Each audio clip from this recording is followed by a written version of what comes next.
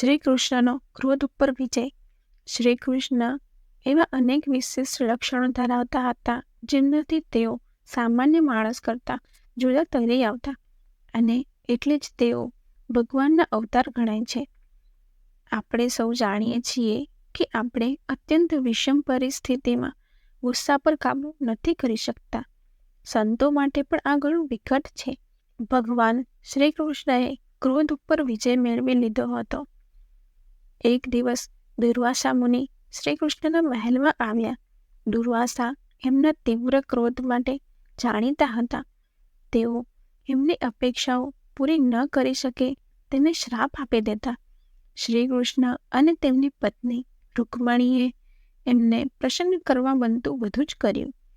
દુર્વાસા શ્રી કૃષ્ણને ક્રોધ ઉપર કેવો કાબુ છે તેની કસોટી કરવા માંગતા હતા. એટલે એમણે શ્રી કૃષ્ણનું અપમાન કરવા માંડ્યું. એમણે શ્રી કૃષ્ણને આખા શરીર ઉપર દહીં લગાવવા કહ્યું.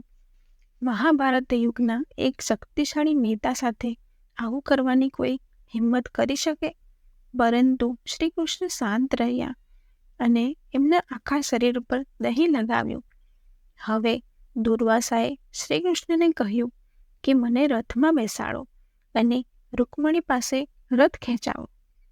શ્રી કૃષ્ણની પ્રાણપ્રિય પત્ની રૂકમણી માટે તો આ ઘણું અસહ્ય હતું.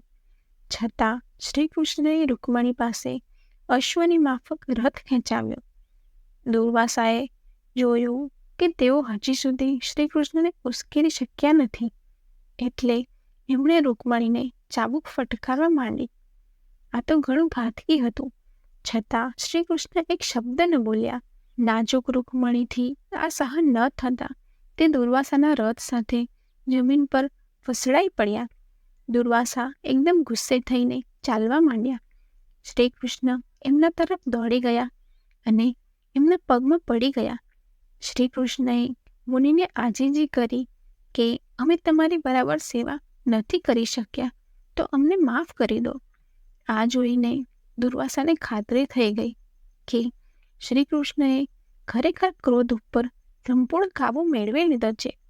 દુર્વાસાએ શ્રી કૃષ્ણને પકડીને ઊભા કર્યા અને કહ્યું, કૃષ્ણ, તમે તો સ્વભાવથી જ ક્રોધને જીતી લીધો છે. મેં તમારી અને રૂકમણી સાથે જે કંઈ કર્યું તે માટે હું દિલગીર છું. હું તો તમારી કસોટી કરતો હતો. હું તમને વરદાન આપું છું કે તમારા શરીરના જે ભાગ પર તમે દહીં લગાવ્યું છે તે વજ્ર થઈ જશે.